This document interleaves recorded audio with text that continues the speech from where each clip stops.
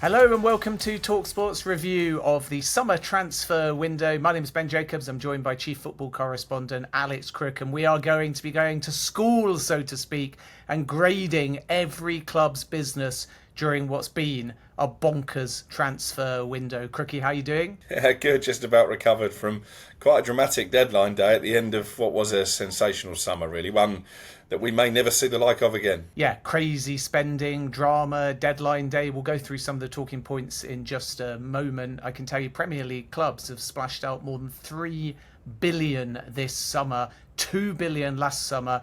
So we're up 1 billion, and some of that, I suppose, Alex, is down to Liverpool and also Arsenal, who we'll come on to in just a moment. Were you surprised, though, just generally by the volume of spending? No, not really, because I think there were a lot of clubs who needed major surgery. Obviously, you've got a new manager at Tottenham.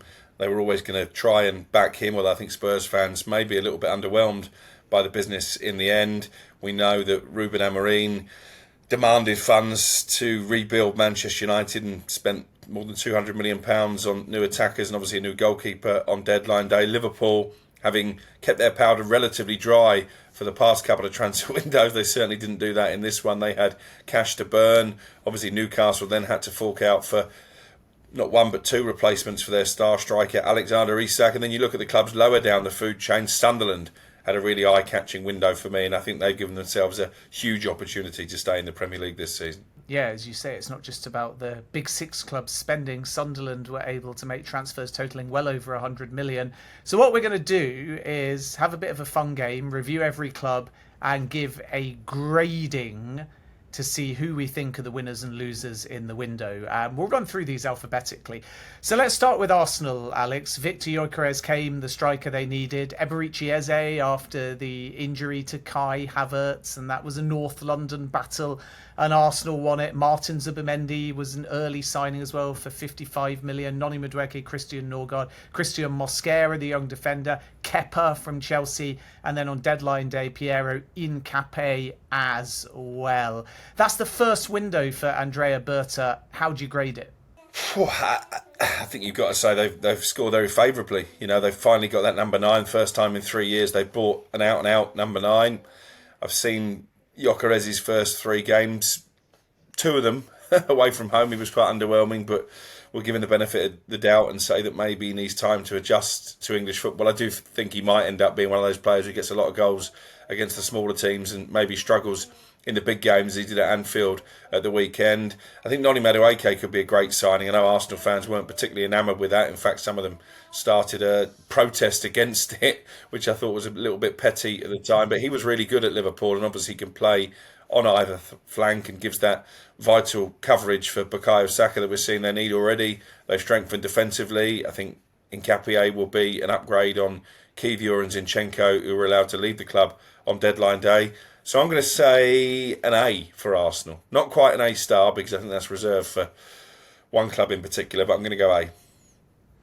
Yeah, I can guess who you're going to give the A plus or A star to. I would also agree it's an A for me. Superb for Andrea Berta to come in. It felt like it might be a B or even a C plus in the early part of the window, but then once we got into July, Arsenal really got going and they've strengthened in all the key positions, and of course with outgoings, which have factored into our grading as well. Fabio Vieira going to Hamburg, a story that talkSPORT broke. Alexander Zinchenko on a loan to Nottingham Forest, and it felt like Arsenal's outgoings were somewhat contingent on the incomings, particularly with Incapié. So I think they've had a big clear out in addition to a big spend, and now I think we have to say that with those additions, Arsenal need to make a real title push, but they're up against Liverpool, who of course have also had a big spend.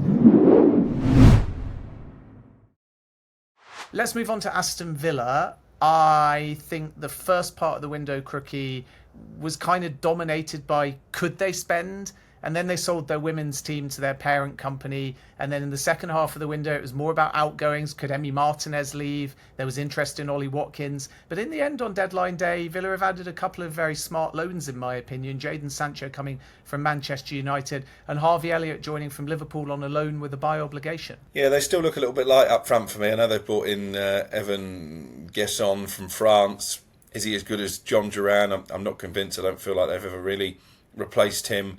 And I think Ollie Watkins has started the season quite poorly, actually, and his goals dried up at the end of last season. I think Harvey Elliott could be a really good addition. I was slightly surprised that he didn't end up at RB Leipzig with Jurgen Klopp driving that move. So I think that's probably the best piece of business they did. You just don't know with Jadon Sancho. Speaking of Chelsea fans, they were quite encouraged with his performances on loan there last season. So again, that could be a smart pick-up. But it's a costly one. They're paying 80% of his wages, more if he hits certain performance-based bonus criteria. And just in terms of numbers, obviously they've lost Jacob Ramsey. Victor Lindelof on a free transfer on deadline day went a little bit under the radar, but I don't think that's one Villa fans will be too excited about. And to me, the squad doesn't look as strong as it has been in recent years. So if I was grading Villa, I would probably have to give them a C. Yes, C minus for me, although they saved it a bit on deadline day, but they're only loans and I'm always a little bit reticent to judge a loanee, especially unlike Harvey Elliott with Jadon Sancho, if it's just a straight loan, because obviously Marcus Rashford very positive, but then he goes and it can kind of make a bit of a dent or some damage, I think, on your squad chemistry if you have too much turnover. But I do think Unai Emery will be very pleased that the likes of Emi Martinez, Ollie Watkins, Yuri Tielemans, all of which had interest during the window, are still there. Now, Bournemouth's a really interesting one. I know it's a club that you're very close to. Mass exodus at the beginning, but Jordi Petrovic and Ben Doak, for me, are two excellent signings. Amin Adli coming in from Bayer Leverkusen as well. So in the end, Bournemouth did lose a few, but they certainly spent some of the money that they've brought in. Yeah, they did, and they feel like they found another bargain buy in Adrian Truffert. They moved quite quickly to get him as a Milos Kerkez replacement.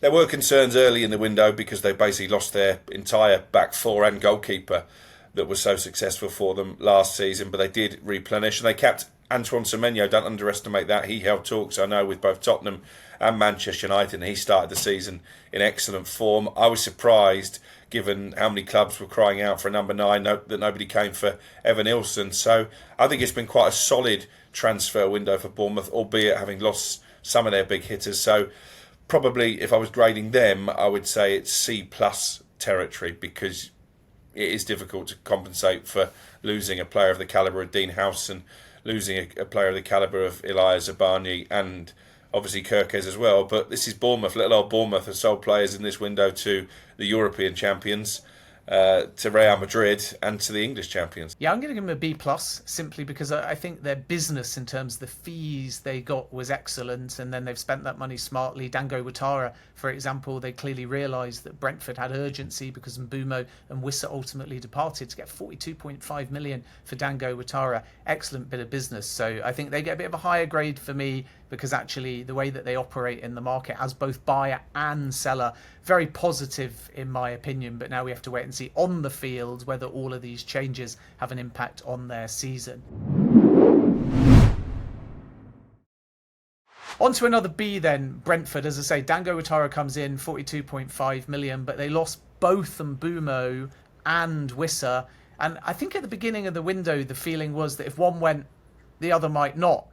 Now it looks like they might be a little bit thin. Could goals be a worry for Brentford this season? I think they upgraded the goalkeeper. I think Quivine Kelleher, a deal that was done quite early, is definitely an upgrade on their previous number 1. But not only did they lose their two main sources of goals, they also lost Christian Norgard. They lost their manager, Thomas Frank. So to lose your manager, your captain, and your two best players in one summer is obviously a bit of a disaster. I would caveat that and say that in Igor Thiago, they've got a player they signed at the start of last season, didn't really get the benefit of that because of injury, and he started the season really well. But yeah, I think I'm going to have to give Brentford an E, just because they've lost so many goals from their team. I still think, actually, based on what I've seen at the start of the season, and based on the impression Keith Andrews has made, I think they're less vulnerable than some other teams in terms of relegation. But it's going to be a long season. Haven't heard a letter like E since doing my own A-levels many years ago. That's a damning grade for them. I'm going to be just a little bit more favourable and give them a D, and I think it's just because of the fact that it's so difficult to replace Mbeumo and Wissa. But let's hope that new manager Keith Andrews can make a success of the season. Certainly a really interesting appointment. Let's move on to Brighton then, who have had a pretty interesting window, in my opinion. A couple of high-profile outgoings in João Pedro, 60 million to Chelsea, Purvis Estupinan moving to Milan for 17 million. Have they done enough with incomings to offset some of these departures? Well, I think a lot of that will depend on the two forwards they've signed from Greece. One of them just 18 years of age for £35 million. Speaking of people close to the club, they're waxing lyrical about their future potential. I think João Pedro would be a massive loss to any club. We've seen how well he started at Chelsea. But I'm never going to be too damning on Tony Bloom, because I think he always knows exactly when to sell players, and he always knows how to find untapped potential in the market. So I'm going to give them a solid C, based on the fact that I don't really know how good their new signings are going to be. But if Tony Bloom tells me they're going to be okay, I'll believe him. You're a strict grader. They're going to be okay, but I'm giving them a C. I'm going B for Brighton, maybe even B+, actually, because I think when you see an outgoing at Brighton, you realise it's because they built a player. So when they leave, they tend to be incredible players at excellent fees. And we should note that they held on to Carlos Baleba, and they maybe could have got over 100 million from Manchester United if they've chosen to sell now. When they bring an incoming in, they're young, the fee's less. It's before maybe the player bursts onto the scene. But if there's one thing we know right about Brighton, that some of these names that aren't as known now, by the end of this season, could become box office players very quickly. Yeah, and players tend to improve in their second season as well. Look at Brian Gruder, who started really well, got the winner against Manchester City. Belieber actually himself wasn't great in his first season. So go on then, I'll give him a C+. There you go, I'm feeling I've convinced you to change your grade. I'm sticking with my B. B for Burnley then. A lot of incomings, very busy for the newly promoted side. 20 million on Amanda Broya, Leslie Okwuchukwu as well from Chelsea. That's sort of one extreme, younger kind of players. And then older experienced signings like Kyle Walker from Manchester City. Very underrated, in my opinion, to get him to go to Burnley. And in addition, Martin Dubravka, the goalkeeper, joining from Newcastle United. But they did lose James Trafford, who barely conceded a goal last season. And they lost CJ Egan-Riley as well, a key part of their defensive success in the Championship. They lost Josh Brownhill, their captain. I know that you're going to, again, score fairly favourably here, because we had a chat in the office. I'm not convinced by Armando Broya. I'm not convinced by his ability to stay fit. I'm not convinced by his attitude in a relegation fight, which Burnley will be in. I wasn't convinced by Leslie Okwuchukwu at Southampton last season, nor were a lot of the coaching staff there. I think losing James Trafford is a huge blow. You can't dress up Dubravka as an upgrade. So again, I'm going an E for Burnley. I think they're nailed on of the three promoted teams. I think they're going down. C- for me. I think that if there are any young kids listening and you ever have an exam and you want Crookie or me to grade it, definitely come to me, because my scores are all much more favourable. But I do have an F in my locker, just spoiler alert. Let's talk about Chelsea, obviously another productive window. Not the biggest spenders because of Liverpool, but again, they've dropped a lot of money on a series of players with high turnover. Esteval's the one I'm the most excited about, even though that was kind of agreed before this window, and that deal might total over £50 million. And he's the sort of generational talent that people are comparing to some of the great Brazilian players. João Pedro's got off to a great start. Of course, we know that Liam Delap's picked up an injury, but he was quite impressive during cameos at the Club World Cup. They've strengthened in a lot of areas.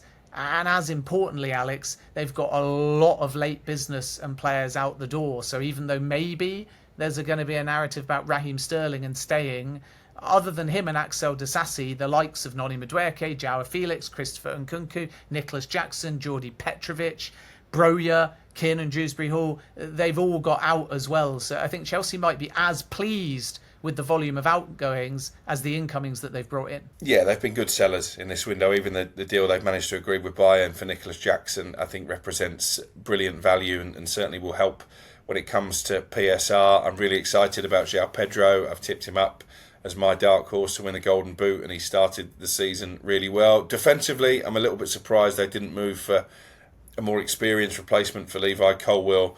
But again, I think you're going to give them a solid B, Chelsea. A-, I think, for me. I've said all along, I think they're 80 goals, 80 points kind of team, and now it's just about chemistry. But key actually will be if we get to a year's time and we're speaking about Chelsea, if the spend is still 300 million plus, or if the volume of ins and outs are still this high, then you start to wonder if there's too much turnover. So I think stability is key.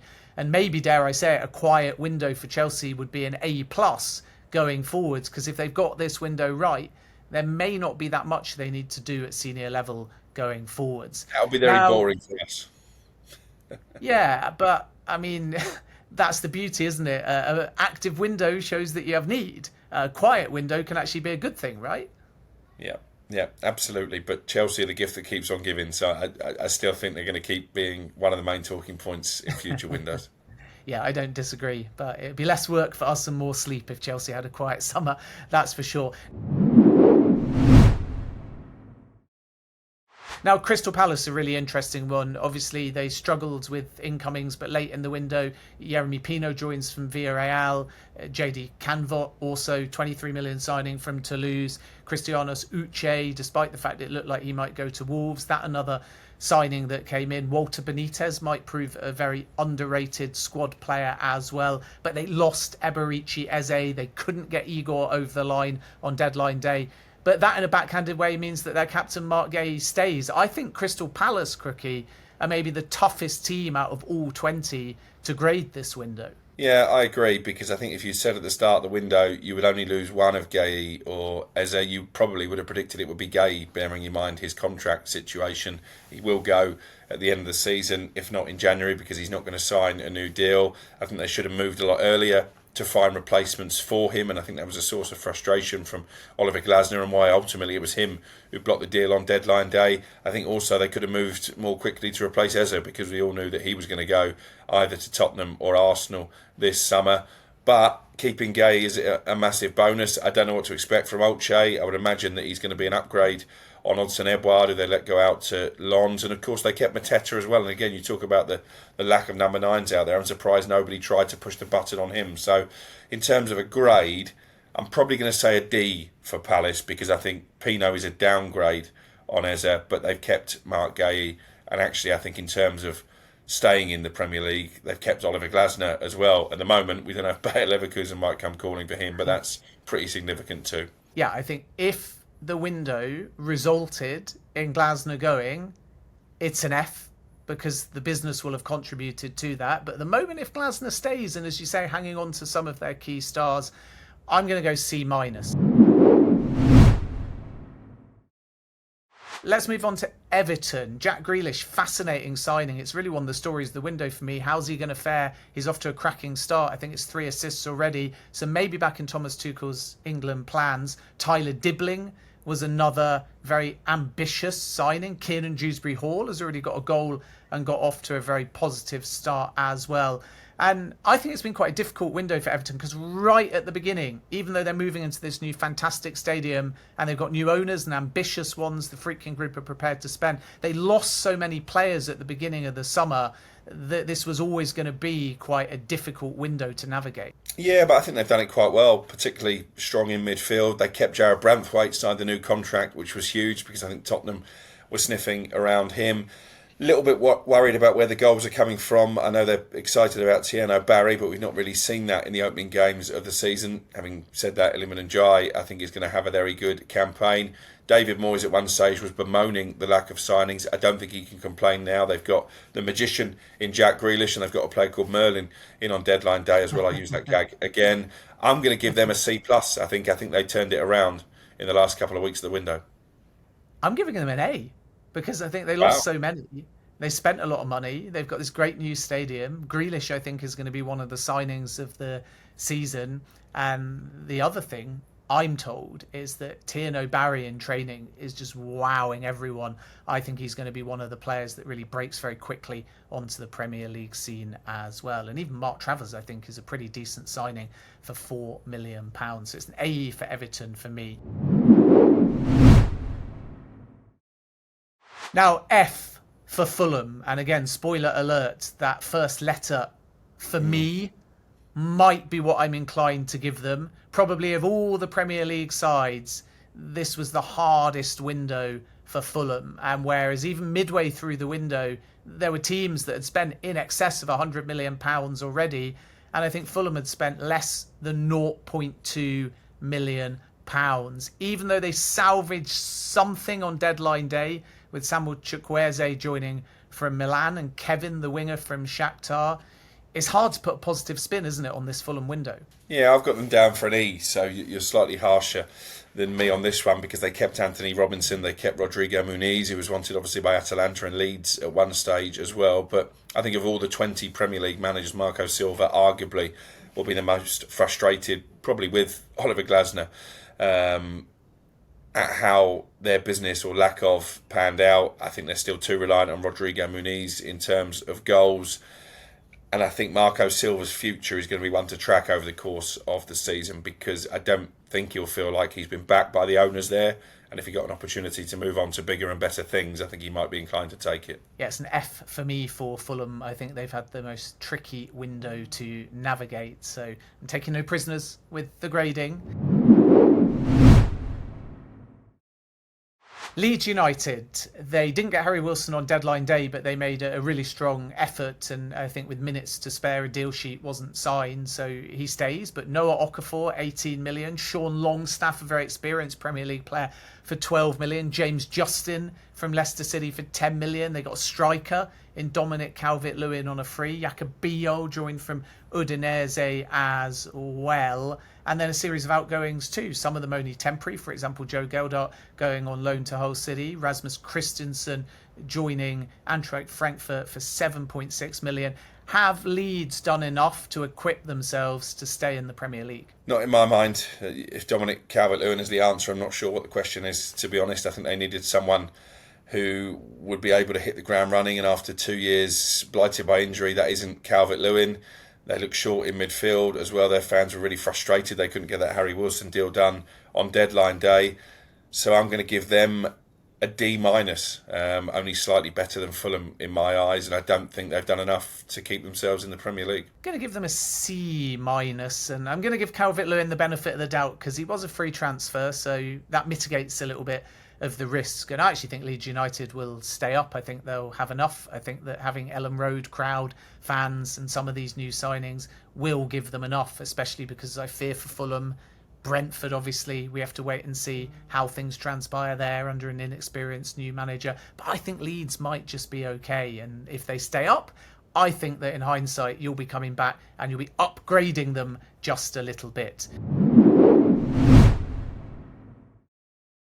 Now, the busiest team, the most sensational team, the most active team, the team apparently that has won the window, if you can win a window, because of course it is actually all about winning football games, but Liverpool, can we give them anything other than an A-star or an A++++? It's an A-star for me. No surprise. I think they've had an incredible summer. You go back a year ago and Richard Hughes, the sporting director, and Michael Edwards back at Anfield as the overlord for the owners FSG. We're getting all kinds of stick from Liverpool fans for not investing. Same in January, they didn't strengthen when they were top of the table. Could it cost them the title? Of course it didn't. And I think this was all part of the master plan. They were always going to go big. They were always going to go big on Alexander Isak. I reported that in March, that he was a top target. Ultimately, they've got it done. They've got it done for a figure they feel is fair, as opposed to the 150 million that Newcastle were demanding at one stage. Missing out on Gay on deadline day is a little bit of a blow, and it does leave them short defensively if anything were to happen to Konate or Van Dijk. That's why they stopped Joe Gomez going out amid interest from Milan and Brighton, amongst others. But to smash the British record transfer fee twice in one summer as champions, to get Ekitiko, I think has made a really exciting start to his Premier League career. It's an A-star for me. They've definitely won the window. As you say, now they've just got to win football matches, but they're doing that when they're not playing particularly well at the moment. Yeah, Giovanni Leone, I think, is going to be a very underrated signing because Liverpool feel he's an elite defender who's Premier League ready, and that might offset the fact that Mark Gay didn't arrive because Igor didn't go to Crystal Palace. Very much a deadline day move that was out of Liverpool's control. It was agreed, and then obviously it was up to Crystal Palace. They decided to keep the player. Alexander Isak, British transfer record, 125 million. Florian Wirtz, 116 million. Hugo Ekitike, 69 million. Milos Kirkos and Jeremy Frimpong, 40 million and almost 30 million respectively. Mamadashvili, let's not forget, was pre-agreed as well. I think that's what Liverpool do really well in an ideal world, when they can still bring in the replacement for a player that will eventually leave but have some crossover. So Mamadashvili comes in, but Alisson is still there. Andy Robertson stays, but Milos Kirkos arrives. And that is when I think Liverpool are best at planning and future-proofing their project. But they also had some urgency as well, because they needed 2 attackers and they got them. And then in addition to that, there was the Luis Diaz exit. They got good money for him, even though the original club preference was to keep him. And Darwin Núñez, very interesting story, going off to Al Hilal. And Jarrod Quansah, of course, joining Bayer Leverkusen as well. So Liverpool have been the story of the window. And I agree, A-star, A+ window. And now we have to wait and see whether all of that spending translates into defending their Premier League title and more. Now, Manchester City, Pep Guardiola was actually back Crookie in January as well. And then because of the Club World Cup and that window between the 1st and the 10th of June, unlike other clubs that were doing really late business, and I know Manchester City have obviously added Gigi Donnarumma and Ederson departed on deadline day, but most of their business was actually done before the Club World Cup. It was, and I think they've made some exciting signings. Really like Rayan Cherki. Obviously unfortunate for him that he's picked up this injury that's going to keep him out for a few weeks now. Reinders, you look at his stats in Italy and that debut against Wolves, I think gives them reasons to be optimistic. I think defensively they could have done a bit more. John Stones isn't going to stay fit for the whole season. Not sure that Diaz is either. Obviously Kanji has gone to Inter Milan, so I do worry about the hearts of their defence. Donnarumma is a fascinating signing because he doesn't really fit the mould of what Pep wants from his goalkeeper. He got rid of Joe Hart brutally, you may recall, early in his City tenure because he wants a goalkeeper to play out from the back. That isn't really Donnarumma's strong point, but he's a magnificent shot stopper. So I'm intrigued to see how City fit him in, if they have to change their playing style. I'm finding it a difficult window to grade because I don't think their signings are as bulletproof as Liverpool's, maybe even as Arsenal's. So I'm certainly not talking A territory. I'm going to go B- for Manchester City because of the worries I've already mentioned defensively. Yeah, I'm going to give him a C, actually, which I know feels a little bit harsh because I think Reinders looked like a great player at the Club World Cup and Cherki will excite and Aït-Nouri. But, you know, James Trafford kind of came in and now you wonder about that dynamic because Donnarumma's arrived as well. It was a bit of a battle to get Ederson out the door. Gundogan had the whole saga with Galatasaray. Kevin De Bruyne is left and is irreplaceable. So I'm going to give them a C, but that might be the one I come back to at the end of the season and eat a bit of humble pie on. Now let's get the red side of Manchester. We were led to believe by Sir Jim Ratcliffe that there was basically no money, that the club was on the brink of going broke, that he might have to reach down the back of the couch in order to find some transfer funds. But in the end, 66 million on Benjamin Sesko, 65 million on Brian Mbeumo, the initial fee, could rise over 70. Mateus Cunha's release clause, 62.5 million. Sene Larsmans, the goalkeeper, coming on deadline day. Diego Leon joining and arriving. That was obviously agreed a little bit earlier, 6.2 million. And they got 5 million back for Jadon Sancho, who obviously ended up then going on loan to Aston Villa. If you look at the volume of business and the Premier League experience that Manchester United brought in, particularly, of course, Mbeumo and Cunha, it feels like a great window, but they didn't get a midfielder. No, and I think that's the big disappointment for Manchester United fans, that the lack of that number 6, that enforcer that all top clubs need. Obviously, they made a play for Carlos Baleba, but I think I told you quite early on that was a non-starter, that Brighton were never going to let him go in this window. The goalkeeping dynamic is interesting because they've got 4 keepers now, and I'm not sure how that's going to work. I don't really know who the number 1 will be. I think when they signed Lamond, it was with a view to being back up to Andre Onana. He might very quickly find himself as the main man between the posts, and a lot of United fans would have preferred them to go for the experience of Emi Martinez. But those forward signings are exciting. Cunha and Mbeumo in particular, tried and trusted in the Premier League. Cunha has looked absolutely sensational in that number 10 shirt so far, and Mbeumo has come up with a couple of big goals already as well. So I'm probably going to go for a C+ here for Manchester United. I think the lack of a defensive midfielder grades them down, and I'm still not entirely convinced by Benjamin Šeško and what we've seen so far, but it is very early days. I'm going to give him a B+, a B for Benjamin Šeško, a B for Brian Mbeumo. I think that Premier League experience and the goals that they bring will mean that Manchester United are okay, but 2026, they need an elite midfielder. That is for sure. Some significant outgoings as well, which is why the grade is bumped up from my perspective. Anthony going to Real Betis, Rasmus Højlund to Napoli, Jadon Sancho, like I mentioned, to Aston Villa, Marcus Rashford's wage off the books. He's gone off to Barcelona as well. And I think making sure there was a solution for the so-called bomb squad, very important. And I'll be as happy, in my opinion, with the outgoings as the incomings that have come in. And now we just have to wait and see whether they maybe return for Brighton's Carlos Baleba in 12 months' time. Now, Newcastle United, another really difficult one to grade because the Alexander Isak saga overshadowed the entire window, and yet they've spent that Isak money on Voltemada and Wissa in the days leading up to the close of the window.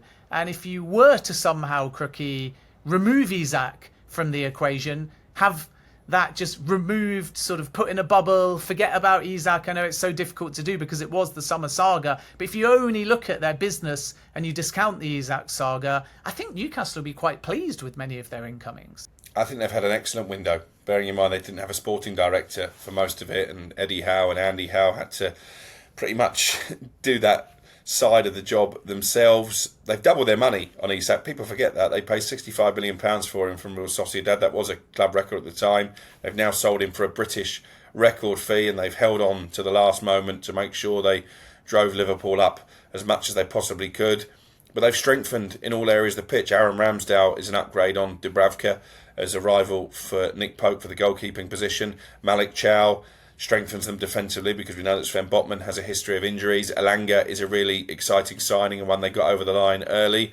And obviously they've got the two forward players coming in, and they've now got two forward players you would expect to stay fit for the season, whereas you couldn't say that about Callum Wilson with the greatest will in the world. And they've got Jacob Ramsey, I think is quite an exciting addition as well. So I'm going to be kind on Newcastle here. I'm going to say B+. I think they've done some good business. Yeah, I'm going to give them a B as well. I think their incomings are an A, and then it's only downgraded because of the Isak situation, which was unfortunate because it kind of monopolised a lot of their preparation and pre-season. You only think about that opening game against Aston Villa, 0-0, and everyone was kind of saying, well, if Isak had played in that game, they'd have scored and they'd have won it. I think that's a bit unfair just to presume if Isak stayed, they'd be a better side because the player wanted out.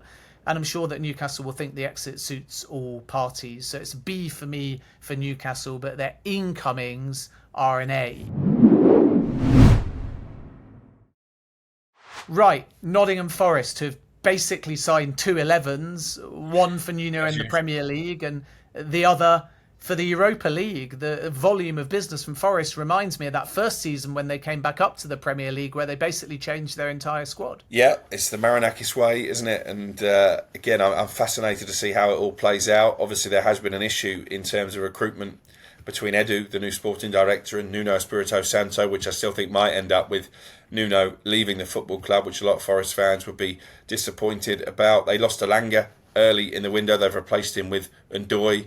And I know they feel like that's an exciting addition to the squad. They've got that Premier League experience with Douglas Luiz and Zinchenko that came out of nowhere in the final minutes, literally on deadline day. And they kept Morgan Gibbs-White and got him to sign a new contract. So I think you've got to score them pretty favourably. I'm probably going to go B- for them as well. The minus is because I think ultimately signing players that maybe Nuno didn't want, doesn't feel fits into his style, might cause bigger issues down the road. But certainly they have made some exciting additions. Yeah, A- for me. It would have been a B- had Morgan Gibbs-White left for Spurs.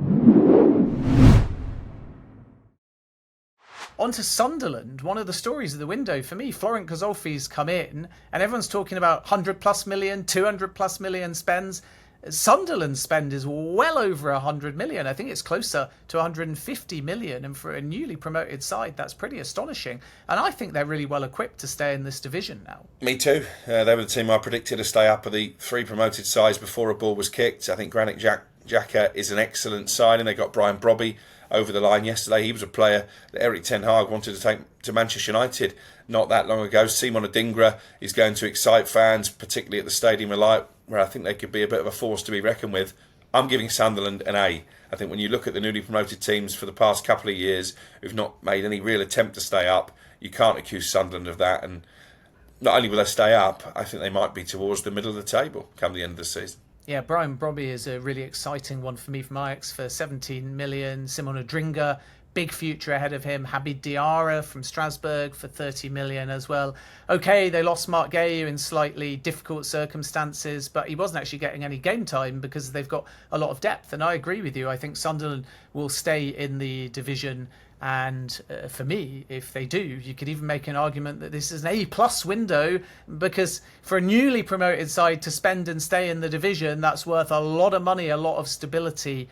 And as a result, I think Florent Gazolfi has done a very good job indeed. Now, Tottenham, another hard one to really grade, because it's very much been about players they didn't get. No Morgan Gibbs-White, because he stayed at Nottingham Forest after the drama around the legality of the release clause. No Eberici Eze, which would have really bumped up the grade, Crookie, in my opinion, but he went to Arsenal. They won a battle with Chelsea to get Xavi Simons. They got Mohamed Kudus from West Ham for under 60 million, even though those clubs don't do a great deal of business. They brought in João Paulinho. I think that could be quite an inspired signing from Bayern Munich as well. And then on deadline day, potentially pushing that grade back up a little bit once more. A surprise loan move for Randal Kolo Muani from PSG. Yeah, I find this difficult to gauge because they needed reinforcements. The squad does look deeper now than it was at the start of the window, but you're right, it's the deals they missed out on, particularly Eze. I think they could have got that over the line had they been a bit more decisive. So I think you have to knock a few points off for that. I'm intrigued to see how Randal Kolo Muani works out. You wonder why PSG was so willing to let him go. This was a player being talked about as one of the most exciting prospects in Europe a couple of years ago, and it hasn't quite worked out. So it's probably still a C for me for Tottenham. I think Thomas Frank maybe will feel a little bit underwhelmed with the business. C- for me. I considered a D, but I'm going to reserve judgment because Kudus, Xavi Simons, and also the fact that even before some of these late window signings came in, like Simons and on deadline day Kolo Muani, Thomas Frank, bar the Bournemouth game, has shown some encouraging signs with his first two wins, particularly that away victory at Manchester City. So I think the Frank arrival, if we're allowed to grade a manager arriving, just keeps me from dropping down to a D with Tottenham.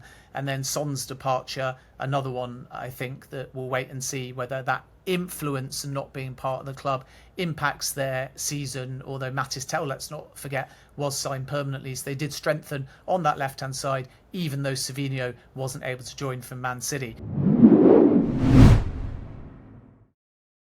Right, we've got two more to rattle through. West Ham, difficult window. Was it salvaged, though, late on by the signing in particular of Matheus Fernandes from Southampton for 42 million? I think that was quite an important one because the shorter legs in midfield, shorter dynamism, he will help solve that problem. They kept Lucas Paquetá as well. That gave us a bit of drama over the weekend when Aston Villa came in and there was a suggestion he wouldn't play against Nottingham Forest. Not entirely convinced by the signing of Igor, to be honest. I think if you're looking for a central defender, they tried for Disasi as well. Maybe that would have been more of an upgrade and more of an exciting signing for West Ham fans. Callum Wilson is one that divides opinion. If he stays fit, he'll get goals, Callum Wilson, because he is a predator. So I'm not quite as downbeat as West Ham fans. They made a poor start to the season, but turned it around a bit against Forest.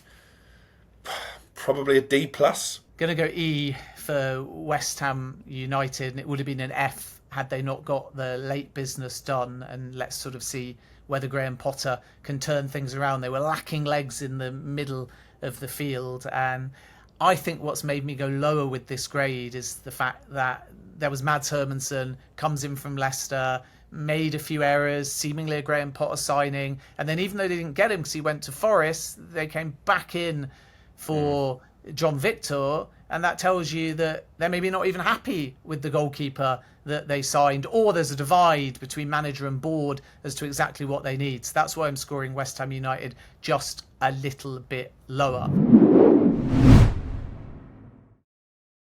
And then last but not least, Wolves, who under Victor Pereira finished last season relatively strongly. They kept hold of Jorgen Strand Larsen, even though Newcastle were pushing at different points in the window. They signed Fer Lopez and John Arias. And then towards deadline day, Tolo Arakdare from Ghent came in for 24 million.